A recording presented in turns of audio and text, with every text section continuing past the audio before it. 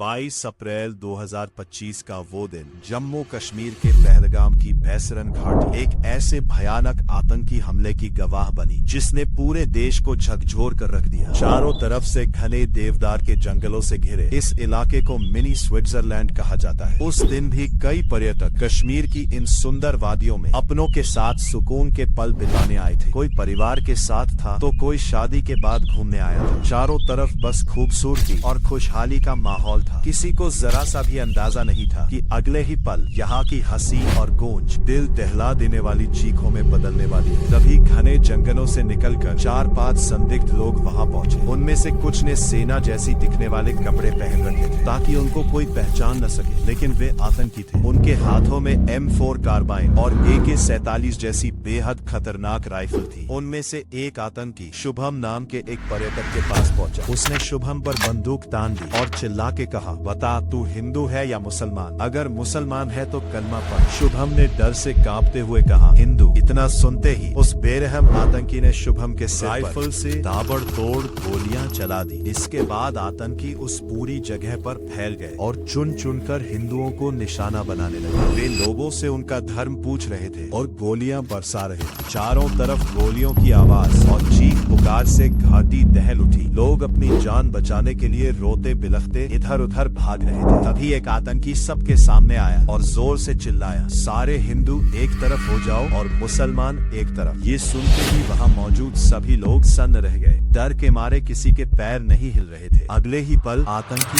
एक एक करके लोगों से उनका धर्म पूछने लगे। जिसने भी कहा कि वो हिंदू है उसे गोलियों से भून दिया गया। इन चंद मिनटों में कई बेगुनाह लोग मारे जा चुके थे। उनका कसूर सिर्फ इतना था कि वे हिंदू थे। आतंकियों ने लोगों से कलमा पढ़ने को कहा और जो नहीं पढ़ पाए उन्हें मौत के घाट उतार दिया। दूसरी तरफ मंजूनाथ नाम के एक और पर्यटक को भी उनका धर्म पूछकर गोली मार दी गई। अपने पति को आंखों के सामने दम तोड़ते देख उनकी पत्नी फूट फूट कर रो पड़ी। उन्होंने रोते हुए आतंकी से कहा, मुझे भी मार दो, मैं अब जीकर क्या करूं? इस पर वो हैवान आतंकी जोर से हंसा और बोला, जा, तुझे नहीं मारते, जाकर मोदी को बता। उस वक्त पूरी घाटी में सिर्फ खौफ और मौत का मंजर था। वे दरिंदे आतंकी अपने शरीर पर बॉडी कैमरा लगाए हुए थे जिससे वे इस पूरी वारदात की रिकॉर्डिंग कर रहे थे। ये सभी आतंकी पाकिस्तान से LOC लाइन ऑफ कंट्रोल पार करके आए थे। इस हमले के पीछे एक बहुत बड़ी साजिश थी जिसमें कई पाकिस्तानी आतंकी गुट शामिल थे। इतना ही नहीं, इस हमले में जम्मू कश्मीर के कुछ स्थानीय लोकल लोग भी शामिल थे जिन्होंने आतंकियों की मदद की। आतंकवादियों ने कई दिनों तक रेकी की और हमले की प्लानिंग कर हमले को अंजाम दिया। इस कायराना आतंकी हमले में 26 निर्दोष लोगों की जान चली गई और 17 लोग गंभीर रूप से घायल हुए। वारदात को अंजाम देने के बाद आतंकी तेजी से घने जंगलों में भाग निकले। शुरुआत में वहाँ कोई सुरक्षा कर्मी और मेडिकल हेल्प मौजूद नहीं थी, लेकिन जैसे ही सुरक्षा बलों को हमले की सूचना मिली, CRPF तुरंत एक्शन में उन्होंने अपनी क्विक एक्शन टीम को तुरंत घटना स्थल के लिए रवाना किया। क्विक एक्शन टीम ने मौके पर पहुंचकर सब घायलों को तुरंत अस्पताल पहुंचाया। कुछ ही देर में भारतीय सेना और जम्मू कश्मीर पुलिस भी वहां पहुंच गई और एक बड़ा संयुक्त रेस्क्यू ऑपरेशन चलाया गया। भारतीय जांच एजेंसी NIA और अन्य सुरक्षा एजेंसियों ने जब मामले की तफ्तीश शुरू की तो पता चला कि इस हमले के पीछे पाकिस्तानी आतंकी संगठन लश्कर-ए-तैयबा का एक संगठन TRF था। इस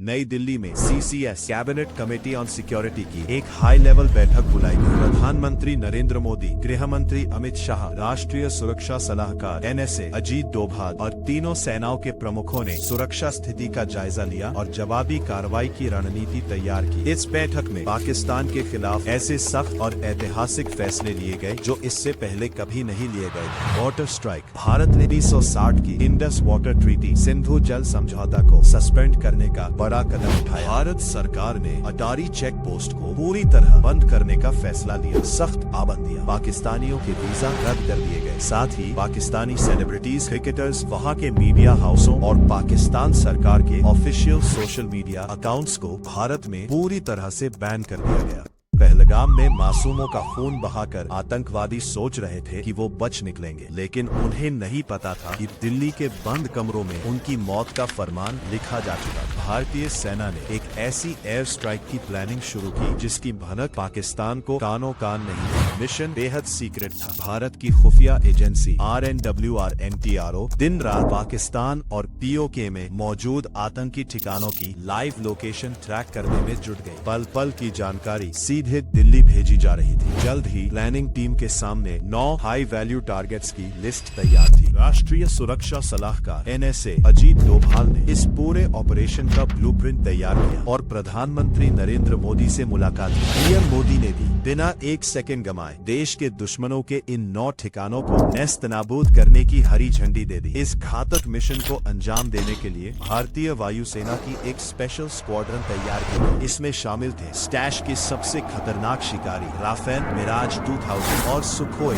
Su-30 MKI। रणनीति एकदम साफ थी। इन विमानों को भारतीय हवाई सीमा के अंदर रहकर ही हमला करना था। राफेल और मिराज फ्रंट लाइन पर रहकर हमला करने वाले थे, जबकि सुखोई Su-30 MKI उन्हें हवा में सुरक्षा कवच दे रहा था। हथियारों के तौर पर स्कैल्प, ब्रह्मोस और हेमर जैसी अचूक मिसाइलों को लोड किया गया। इन 9 ठिकानों में से 5 POK में लाइन ऑफ कंट्रोल LOC के पास थे, जबकि 4 ठिकाने पाकिस्तान के इंटरनेशनल बॉर्डर के 100 किलोमीटर अंदर तक फैले हुए थे। बैकअप के तौर पर भारतीय सेना और नौसेना को भी स्टैंड बाय पर रखा गया था। 6 और 7 मई के बीच की रात, वक्त रात के 1 बजे के बाद फाइटर जेट्स भारतीय सीमा के भीतर अपनी पोजीशन ले चुके थे। पहला वार सर्विलांस ड्रोन से हरी झंडी मिलते ही LOC से 30 किलोमीटर दूर मुजफ्फराबाद के सवाई नाला लश्कर कैंप पर मिसाइलें बरस पड़ी। पल भर में पूरा कैंप मलबे का ढेर बन गया। दूसरा और तीसरा वार, अगला निशाना बना मुजफ्फराबाद का ही जैश-ए मोहम्मद का सैयदना बिलाल कैंप और कोटली में मौजूद लश्कर का गुलपुर कैंप। हमला इतना सटीक था कि आतंकियों को संभलने का मौका तक नहीं मिला। वे नींद में ही ढेर हो गए। चौथा और पांचवा वार, पीएम मोदी लगातार NSA अजीत डोभाल से अपडेट ले रहे थे। इसी बीच वायुसेना ने भिम्बर के बरनाला कैंप, लश्कर का ट्रेनिंग सेंटर और कोटली के अब्बास कैंप, जैश का फिदायीन सेंटर को मिट्टी में मिला दिया। भयानक धमाकों के साथ दोनों इमारतें जमींदोज हो गई। खेल अभी खत्म नहीं हुआ था। एक तरफ जहां POK दहल रहा था, वहीं दूसरी तरफ भारतीय जेट्स ने पाकिस्तान के अंदर घुसकर वार किया। सियालकोट में मौजूद जैश के सरजेल कैंप और हिजबुल मुजाहिदीन के महमूना जोया कैंप पर आसमान से मिसाइलें गिरी और आतंक के ये किले